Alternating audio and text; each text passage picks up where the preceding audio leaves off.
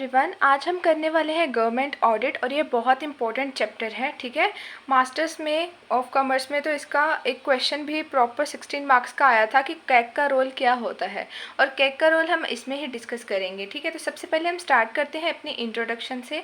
तो इंट्रोडक्शन है government audit की कुछ ऐसे। The system of audit of public undertaking is now similar to that of the commercial concern। कि जितने भी हमारी प्राइवेट कंपनीज़ हैं या कोई कमर्शियल कंसर्न होते हैं, है ना, फॉर्म्स होती हैं प्राइवेट वाली, उनमें जितने भी हम काम करते हैं या ऑडिट करवाते हैं उनका ऑडिट सिमिलर नहीं होता किन कंपनीज़ के मुकाबले जो कि पब्लिक कंपनीज़ होती हैं। Public companies means government companies या कुछ ऐसी कंपनीज़ जिनमें गवर्नमेंट ने फंडिंग दी हो। ठीक है, उसके बाद to ensure public accountability, audit of public undertaking is one of the external control available with the government. ठीक है, अब अगर गवर्नमेंट को क्या देखना है कि जो हमारी सरकारी कंपनी है, पब्लिक अंडरटेकिंग कंपनी है जिसमें पब्लिक के पैसे लगाए हैं सरकार ने, उनकी जो पब्लिक के प्रति जिम्मेदारी है, अकाउंटेबिलिटी है, वो पूरी अच्छे तरीके से निभाई जा रही है या नहीं निभाई जा रही, इसको देखने का एक बहुत ही बेहतरीन टूल होता है हमारे पास, वो होता है हमारा गवर्नमेंट ऑडिट। ठीक है, तो ये थी इसकी इंट्रोडक्शन। अब हम देखेंगे इसका meaning.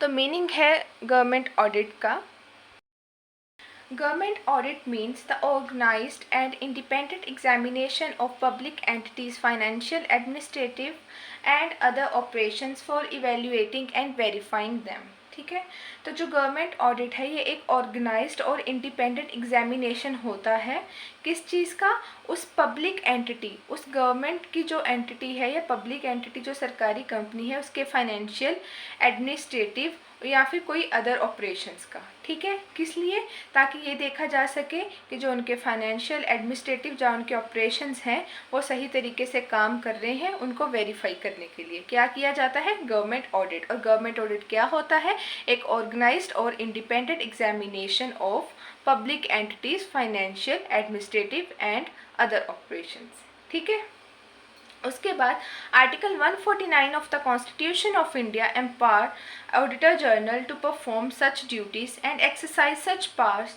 With regard to accounts of union and states.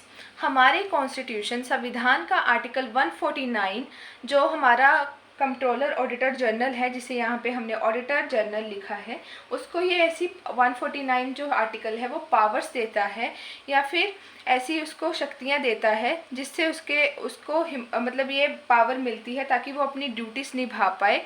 ठीक है, कौन सी ड्यूटीज़, जो कि उसको किसके रिगार्डिंग निभानी है, अकाउंट्स के, यूनियन के, स्टेट्स के।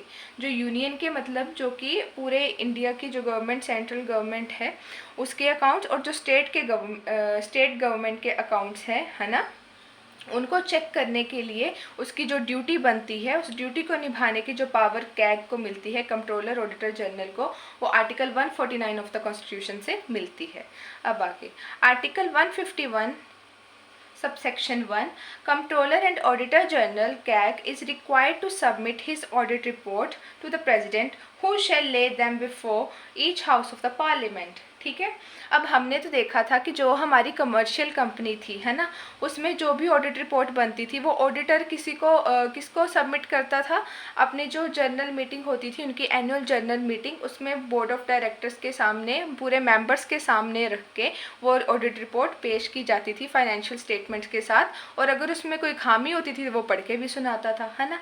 अब ये तो सरकारी कंपनी हो गई, इसमें मतलब किसको सुनाएंगे वो जो ऑडिटर है अपनी रिपोर्ट, या किसको सबमिट करेंगे, जो सरकारी कंपनी है जिसमें गवर्नमेंट का पैसा लगा है या पब्लिक का पैसा लगा है, उस पब्लिक कंपनी की या किसी भी सरकार का अगर अकाउंट चेक हुआ है, चाहे सेंट्रल गवर्नमेंट के अकाउंट या स्टेट गवर्नमेंट के अकाउंट, उनकी जो भी ऑडिट रिपोर्ट बनेगी वो कंट्रोलर ऑडिटर जनरल, ठीक है, जो कि इस ऑडिट करने के लिए जिम्मेदार है, वो कंट्रोलर ऑडिटर जनरल किसको सबमिट करेगा, प्रेसिडेंट ऑफ इंडिया को, हमारे राष्ट्रपति जी को सबमिट की जाएगी। ठीक है, और वो राष्ट्रपति इन दोनों जो ऑडिट रिपोर्ट होगी इसको पार्लियामेंट के दोनों हाउसेस, लोकसभा और Rajya Sabha, upper house and lower house, ठीक है, दोनों के सामने रखेंगे, मतलब उनका जो सेशन चलेगा पार्लियामेंट का, तो इस रिपोर्ट को रीड किया जाएगा। क्यों रीड किया जाएगा?